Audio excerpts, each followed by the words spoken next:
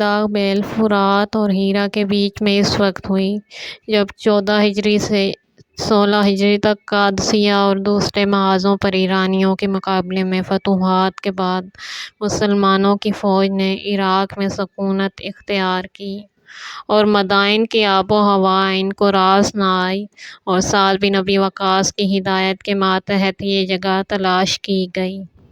اور یہاں مسجد اور مسلمانوں کے قیام کے لیے مکانات کی بنیاد ڈالی گئی۔ 17 ہجری میں سعد بن ابی وقاص اپنی فوج کے ساتھ مدائن سے منتقل ہوئے اور اس جگہ آ کر مقیم ہوئے۔ کوفہ عربی زبان میں اس جگہ کو کہتے ہیں جہاں سنگریزے اور ریگ مخلوط ہوں۔ چونکہ یہ جگہ اسی قسم کی تھی اس لیے اس کا نام کوفہ ہوا۔ دوسری طرف سمندر کے کنارے اس زمین پر جو ارض الہند کہلاتی تھی، ایک دوسرے شہر کی بنا قائم کی گئی جس کا نام بصرہ ہوا، اور اس طرح عراق کے ان دونوں شہروں کوفہ اور بصرہ کی آبادی بالکل ایک ساتھ شروع ہوئی۔ ابتداً سلیٹوں کے مکان بنائے گئے اور چھپر ڈالے گئے، پھر اسی سال دونوں جگہ آتش زدگی واقع ہوئی جس میں یہ مکانات جل گئے تو اینٹوں کے مکانات کی تعمیر ہوئی۔ کوفہ کی آبادی اسی وقت سے کہ جب وہ آباد کیا گیا 1,00,000 فوجیوں کی تھی۔ علی علیہ السلام نے کوفہ کو ہی اپنا پایہ تخت رکھا۔ 12 رجب 36 ہجری کو پہلا وہ دن تھا جب آپ کوفہ میں تشریف لائے۔ لوگوں نے کہا کہ قصر میں قیام فرمائیے جہاں اب تک حاکم قیام کیا کرتے تھے۔ آپ نے اسے ناپسند کیا اور مقام رہبہ کے ایک مکان میں سکونت اختیار فرمائی۔ اس کے بعد زیادہ تر اہل کوفہ ہی تھے جنہوں نے آپ کے ساتھ صفین اور نہروان میں بھی مخالفین کا مقابلہ کیا، اسی لیے وہ شیعہ علی کہلائے۔ حالانکہ مذہبی طور پر ان میں سے اکثر اس معنی میں شیعہ نہ تھے کہ وہ حضرت علی بن ابی طالب کو خلیفہ بلا فصل جانتے ہوں اور آپ کے قبل دوسرے خلفاء کو تسلیم نہ کرتے ہوں، مگر شیعہ بنی امیہ کے مقابلے میں وہ اپنے کو شیعہ علی کہنا فخر سمجھتے تھے۔ یہ وہ وقت تھا کہ کوفہ ایسے شیعان اہل بیت سے چھلک رہا تھا، لیکن ادھر معاویہ کا ممالک اسلامیہ پر تسلط ہوا اور کوفہ پر زیاد بن عبیہ کی حکومت ہوئی۔ ادھر اہل کوفہ پر مظالم کے پہاڑ ٹوٹ پڑے اور عراق کی زمین ان کے لیے تنگ ہو گئی۔ جو لوگ محب علی سمجھے جا سکتے تھے، ان کا ہر نفس آئندہ آنے والے خطرات کی پیش گوئی غلط کرتا ہے اور دقیقہ و ثانیہ اپنے آخری ہونے کا پیغام دیتا تھا۔ یہ صورتحال 1-2 ماہ یا 1-2 سال نہیں بلکہ 20 سال تک قائم رہی۔ اس صورت میں ناممکن تھا کہ کوفہ کے اندر شیعہ علی کے لیے کوئی نمایاں حیثیت حاصل رہتی، بلکہ مارے جانے، سولی پانے اور جلا وطن ہونے کے بعد جو بچے کچے تھوڑے سے اشخاص موجود تھے، وہ گوشوں کے اندر اور پردوں کے پیچھے زندگی بسر کرنے پر مجبور تھے، اور دوستی اہل بیت کا نام بھی زبان پر لانا ان کے استحقاق قتل کی دستاویز خیال کیا جاتا تھا، اور اس شکنجے کے اندر شیعت ایک مخصوص قلیل التعداد جماعت میں مخفی حیثیت سے مقید تھی۔ یہ جماعت عراق و حجاز وغیرہ کے مختلف شہروں میں گمنامی کی زندگی بسر کر رہی تھی۔ رؤسائے عشائر اور شیوخ قبائل ذمہ وار و باعتبار اشخاص سب حکومت وقت کے ساختہ و پرداختہ تھے۔ ان میں ایک ایسا اچانک واقعہ جس میں جوش پیدا کرنے کی صلاحیت ہو وہ انقلاب پیدا کر سکتا ہے جو برسوں کی دعوت و تبلیغ پیدا نہیں کرتی۔ اس کے نمونے حکومتوں کے تغیر و تبدل اور سلاطین کے عزل و نصب کی صورت میں ہمیشہ نظر سے گزرتے رہتے ہیں، اور وہ اکثر اسی قسم کی ناگہانی صورتوں کا نتیجہ ہوتے ہیں۔ بے شک 20 سال تک صورتحال ایک طرح رہنے کا سبب یہ تھا کہ اس مدت میں کوئی تازہ حادثہ رونما نہیں ہوا جو رجحانات طبعی سے ٹکرا کر ان کو سیلاب کی طرح کسی خاص طرف متوجہ کر سکے۔ 60 ہجری کے رجب کا مہینہ تھا جب معاویہ نے انتقال کیا اور ان کا نامزد کردہ جانشین یزید تھا۔ ایسے ہی مواقع وہ ہوتے ہیں جو پرسکون فضا میں اور مطمئن سطح میں تلاطم پیدا کر دیتے ہیں۔ فطرتاً ہر شخص سابق فرمانروا کے بعد اپنے جدید والی سلطنت اور قسمت کے مالک کی سابقہ زندگی اور اس کے اخلاق و عادات اور ذاتی خصوصیات کے متعلق معلومات حاصل کرنے میں لذت محسوس کرتا ہے، اور بیک وقت مختلف حلقوں میں یہی چرچے شروع ہو جاتے ہیں۔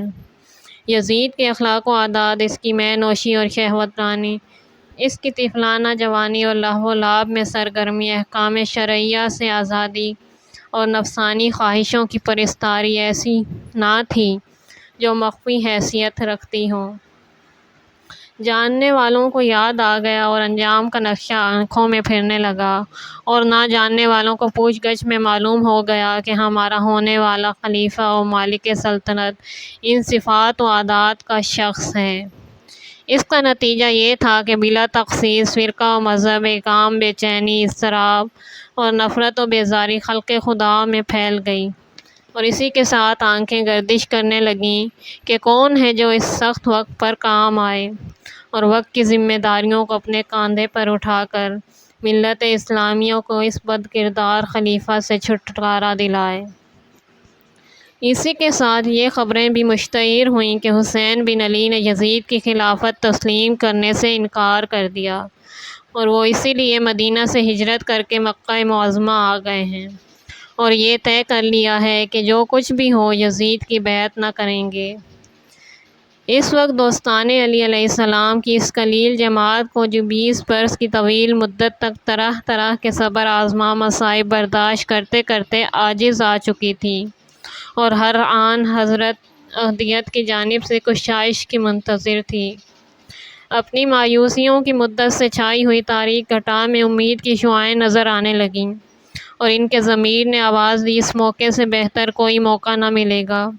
اور اس وقت کا سکوت خودکشی کا مترادف ہوگا۔ یہ سوچ کر وہ سب سلیمان بن سرد صحابی رسول کے گھر میں مجتمع ہوئے۔ سن رسیدہ اور تجربہ کار سلیمان نے، جو پیغمبر خدا صلی اللہ علیہ وآلہ وسلم کی آنکھیں دیکھے ہوئے اور حضرت علی بن ابی طالب علیہ السلام کے ساتھ معرکے جھیلے ہوئے تھے، مجمع کو ان الفاظ سے مخاطب کیا: آپ کو معلوم ہونا چاہیے کہ معاویہ کا انتقال ہوا اور امام حسین علیہ السلام نے یزید کی بیعت سے انکار کیا ہے، اور وہ مکہ معظمہ چلے گئے ہیں۔ آپ لوگ ان کے اور ان کے پدر بزرگوار کے شیعہ ہیں۔ اگر آپ اس بات کا یقین رکھتے ہیں کہ ان کی نصرت و مدد میں اور ان کے دشمنوں سے جنگ میں کوتاہی نہ ہوگی تو بسم اللہ، ان کو خط لکھیے، اور اگر سستی و کمزوری کا اندیشہ ہو تو برائے خدا ایک شخص کو فریب دے کر اس کی جان کو خطرے میں نہ ڈالیے۔ الفاظ سے ظاہر ہے کہ سلیمان ایک مقرر کی طرح گرجتے برستے الفاظ سے وقتی جوش کو ابھار کر اپنے مقصد کو حاصل کرنا نہیں چاہ رہے ہیں، بلکہ وہ خود مجمع سے اس کے موجودہ جوش و ولولے کی آخری اور موقع اقدام پر اس کی انتہائی کار فرمائی کا جائزہ دلوانا، اور اسی کے ساتھ ان کو موقع کی نزاکت اور آئندہ کے خطرات کا اندازہ کرا دینا چاہتے ہیں۔ مگر یہ امر فطری ہے کہ جذبات کی طغیانی میں انسان کو اپنی طاقت کا اندازہ مشکل سے ہوتا ہے، اور وہ اکثر عواقب کی فکر اور سخت مواقع پر اپنے ثبات و استقلال کی تشخیص میں غلطی کر جاتا ہے۔ مجمع کے اندر ان کے بڑھتے ہوئے جوش میں سلیمان کے الفاظ نے وہ کام کیا جو پانی کا چھینٹا بھڑکتے ہوئے آگ کے شعلوں میں۔ ایک مرتبہ سب بول اٹھے: نہیں نہیں، ہم یقیناً ان کے دشمنوں سے جنگ کریں گے اور اپنے آپ کو ان کے قدموں پر نثار کر دیں گے۔ یہ جمعیت کتنی تھی اس کا اندازہ اس سے ہو سکتا ہے کہ وہ کسی میدان یا عالی شان قصر کے وسیع صحن میں نہیں، بلکہ عربی ساکھ کے مختصر مکانات میں سے جن کے نمونے آج تک عربستان میں نظر آتے ہیں، ایک مکان یعنی سلیمان بن سرد کے گھر میں مجتمع تھی۔ ان میں یہ بھی یقین نہیں کیا جا سکتا کہ وہ سب سچے اور راسخ العقیدہ حضرت علی علیہ السلام کو وصی رسول صلی اللہ علیہ وآلہ وسلم اور امام برحق سمجھنے والے شیعہ ہی تھے۔ اس مورۂ بالا سوال و جواب کے الفاظ میں بے شک سچائی کا جوہر نظر آ رہا ہے، اور وہ یقیناً بولنے والوں کے باطنی ضمائر کی مخلصانہ ترجمانی کر رہے ہیں۔ لیکن ان میں سے ہر شخص آنے والے ناگہانی انقلابات کا کہاں تک مقابلہ کر سکے گا، اس کا فیصلہ مستقبل ہی کے ہاتھ میں ہے۔ سلیمان بن سرد کی حجت تمام ہو چکی تھی، چنانچہ امام حسین علیہ السلام کے نام خط لکھا گیا۔ یہ خط ہے حسین بن علی کی طرف سلیمان بن سرد، مسیب بن نجبہ، رفاعہ بن شداد، حبیب بن مظاہر اور دیگر دوستوں کی طرف سے مومنین و مسلمین اہل کوفہ میں سے۔ اس کے بعد معاویہ کے انتقال اور یزید کی ولی عہدی پر اپنے خیالات کا اظہار کیا گیا۔ لکھا تھا کہ ہمارے سر پر کوئی امام نہیں، لہٰذا آپ تشریف لائیے، شاید آپ کی وجہ سے ہم حق کی نصرت پر یک دل جمع ہو سکیں۔ دمشق کا گورنر نعمان بن بشیر دارالامارہ میں موجود ہے، مگر ہم اس کے ساتھ نماز جمعہ میں شریک نہیں ہوتے، نہ عیدگاہ جاتے ہیں۔ اگر ہمیں خبر معلوم ہو جائے گی کہ آپ تشریف لا رہے ہیں تو ہم اس کو یہاں سے نکال کر شام جانے پر مجبور کر دیں گے۔ خط کو عبداللہ بن سبی ہمدانی اور عبداللہ بن وال کے ہاتھ روانہ کیا گیا۔ سب سے پہلا خط تھا جو امام حسین علیہ السلام کو مکہ معظمہ میں 10ویں ماہ رمضان کو ملا۔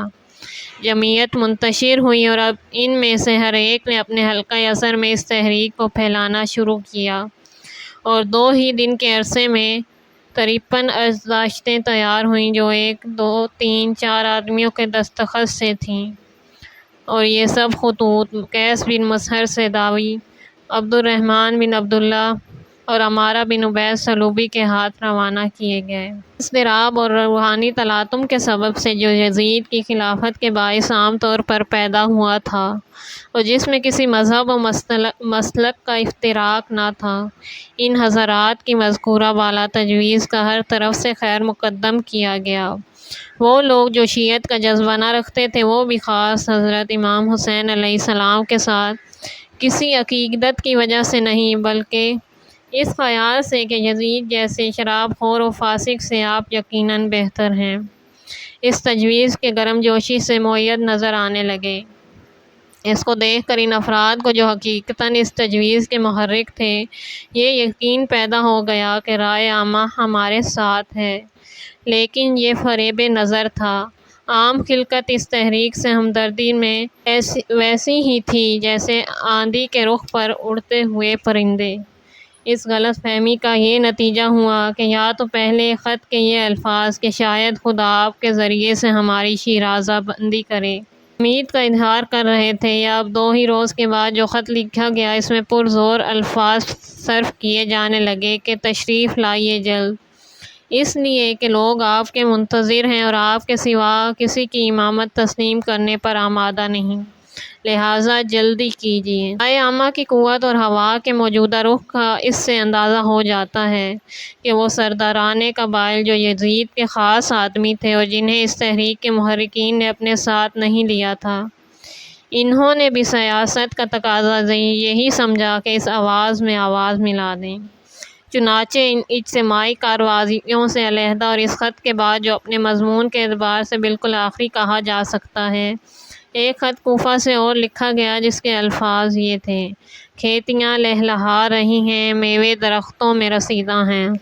تالاب لبریز، بس جب آپ چاہیں تشریف لائیں، ایک ایسے لشکر کی جانب جو آپ کی امداد کے لیے بالکل آراستہ موجود ہے۔ یہ خط لب و لہجے کے اعتبار سے گزشتہ خطوط سے بالکل مختلف تھا۔ ان میں اپنی دوستی اور اخلاص کے اظہارات تھے اور ہدایت کی خواہش تھی۔ یہاں مادی طاقت کی پیشکش اور منافع دنیا کی نمائش تھی، جو ایک طرف لکھنے والوں کی مادی ذہنیت کی ترجمان اور دوسری طرف مکتوب الیہ کے مذاق کی طبیعت سے اجنبیت اور ناشناسی کی دلیل ہے۔ چنانچہ اس خط کے لکھنے والے تقریباً سب کے سب واقعہ کربلا میں حضرت امام حسین علیہ السلام سے لڑنے کے لیے موجود تھے۔ ممکن ہے اس خط کے لکھنے میں کوئی خاص سازش مضمر ہو، اور اگر ایسا نہیں تو اس سے اس موقع کی رائے عامہ کا اندازہ ہوتا ہے کہ ان لوگوں کو بھی یہ ضرورت پڑ گئی تھی کہ ہم بھی اس تحریک میں شامل ہو کر آئندہ کے لیے اپنے مستقبل کو محفوظ بنا لیں۔ تنیوری کا بیان ہے، یہ سب قاصد اور ان کے ساتھ کے خطوط تابڑ توڑ 2 دن کے اندر امام حسین علیہ السلام کو پہنچے۔ اور اس کے بعد چند دن میں تو خطوط کی تعداد اتنی ہو گئی کہ ان میں سے 2 خرجیاں بھر گئیں۔ گزشتہ تقریر سلیمان بن سرد کی اور اس کے بعد کے واقعات، ان سب کے مطالعہ سے حسب ذیل نتائج صاف طور پر برآمد ہوتے ہیں۔ نمبر 1، امام حسین علیہ السلام کی بیعت، یزید سے کنارہ کشی اور مدینہ سے روانگی کسی خارجی تحریک اور اہل کوفہ کے ساتھ کسی مقدمہ گفت و شنید کا نتیجہ نہ تھی۔ نمبر 2، آپ علیہ السلام کو مدینہ سے روانگی کے موقع پر ظاہری اسباب کی بنا پر یہ خیال بھی نہ تھا کہ آپ کوفہ تشریف لے جائیں گے۔ نمبر 3، آپ نے مکہ پہنچنے کے بعد بھی خود اپنی جانب سے کسی قسم کی تحریک اہل کوفہ سے نہیں کی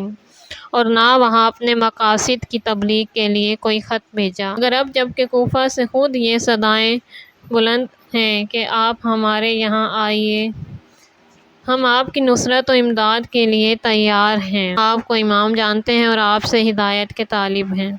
یہ 1-2 آوازیں نہیں بلکہ کوفہ بھر یہی چلا رہا ہے، چاہے وہ دوست ہوں یا دشمن۔ حضرت امام حسین علیہ السلام کو ان خطوط کے بعد کیا کرنا چاہیے؟ صورتحال یہ ہے کہ آپ یزید سے بیعت، جیسا کہ اب تک نہیں کی، آئندہ بھی نہیں کرنا چاہتے۔ مدینہ میں قیام یزید کے اس تحدیدی حکم کی بنا پر کہ آپ سے بیعت لی جائے یا قتل کر دیے جائیں ناممکن ہو چکا ہے۔ مکہ معظمہ میں قیام وقتی حیثیت سے امن کا ذریعہ ہی صحیح، جبکہ یزید کے اخلاق و عادات اور احکام مذہبی کے مقابلے میں خود سری سے یہ توقع بعید تھی کہ وہ مکہ معظمہ کے مذہبی احترام کا لحاظ کرے گا، بلکہ یہ خطرہ بہت قریب تھا کہ مکہ میں آپ کا قیام اس کا باعث ہوگا کہ وہیں مکہ میں آپ کے خلاف فوج کشی ہو۔ مکہ میں نہ تو کوئی فوجی طاقت ایسی ہے جو آپ کی حفاظت کر سکے، اور نہ آپ مکہ میں قیام کر کے حرم خدا کے اندر خون ریزی ہونے کے خود باعث بننا چاہتے ہیں۔ اس کے علاوہ باوجود یہ کہ رسول صلی اللہ علیہ وآلہ وسلم کی مہاجرت مدینے سے مشہور ہو چکی ہے،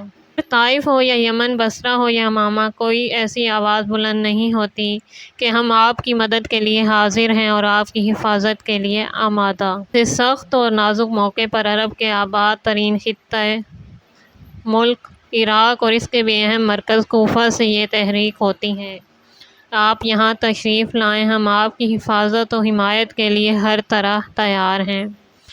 اور صرف معمولی سی تحریک نہیں بلکہ 55 عرضداشتیں اور 2 فوجیں بھر کے خطوط اور 7 قاصد یکے بعد دیگرے روانہ کیے جاتے ہیں۔ لکھنے والوں سے بہت سے ایسے اشخاص بھی ہیں جن کی محبت پر آپ کو بھروسہ ہے، جیسے حبیب بن مظاہر، سلیمان بن سرد۔ ان حالات میں ظاہر ہے کہ امام حسین علیہ السلام کو کیا کرنا چاہیے تھا کہ آپ کے لیے مناسب تھا کہ اس دعوت کو مسترد کر دیتے۔ حقیقت یہ ہے کہ مکہ معظمہ کی قیام کی صورت میں بھی حضرت کا شہید ہونا یقینی تھا، یعنی جیسے عبداللہ ابن زبیر پر اسی مکہ میں فوج کشی ہوئی اور وہیں قتل کیے گئے، اسی طرح آپ پر بھی فوج کشی ہوتی اور یہیں محصور ہو کر آپ کو شہید ہونا پڑتا۔ اس صورت میں جب کہ اہل کوفہ کی جانب سے اتنے اصرار و تاکید کے ساتھ آپ کو دعوت دی جا رہی تھی اور آپ علیہ السلام کی نصرت کا وعدہ کیا جا رہا تھا، اس دعوت کو ٹھکرا کر مکہ میں قیام کرتے اور شہید کیے جاتے، تو یہی لوگ جو آپ پر اب اعتراض کرتے ہیں کہ آپ کوفہ کیوں گئے، یہی کہنے اٹھ کھڑے ہوتے کہ یہ کون سی عقل مندی تھی کہ ایک اتنے بڑے خطے کی دعوت اور وعدہ نصرت کو رد کر دیا، جہاں کے لوگ آپ کے والد بزرگوار کی بھی نصرت کر چکے تھے اور خود آپ کی محبت کا بھی دم بھرتے تھے۔ اس وقت باجان و دل آپ کی حمایت کا وعدہ کر رہے تھے اور سینکڑوں عرضداشتیں بھیج کر آپ سے قیادت و ہدایت کے طالب تھے۔ ایسے نادر موقع کو ہاتھ سے دے کر مکہ میں قیام رکھا، جہاں کی زمین بے آب و گیا، جہاں کے رہنے والے پست حوصلہ و بے امنگ، اور جہاں کی فضا بے مہر و وفا، یہاں تک کہ خود بھی قتل ہوئے اور مکہ معظمہ کی حرمت کو بھی برباد کرایا۔ ان صورتوں میں ظاہر ہے کہ عقل و تدبر کا اقتضا یہی تھا کہ ان بلانے والوں کی آواز پر لبیک کہی جائے، ان کی نصرت کے وعدوں کو آزمایا جائے اور اگر وہ سچے نہ بھی ثابت ہوں تب بھی ان پر اتمام حجت کیا جائے۔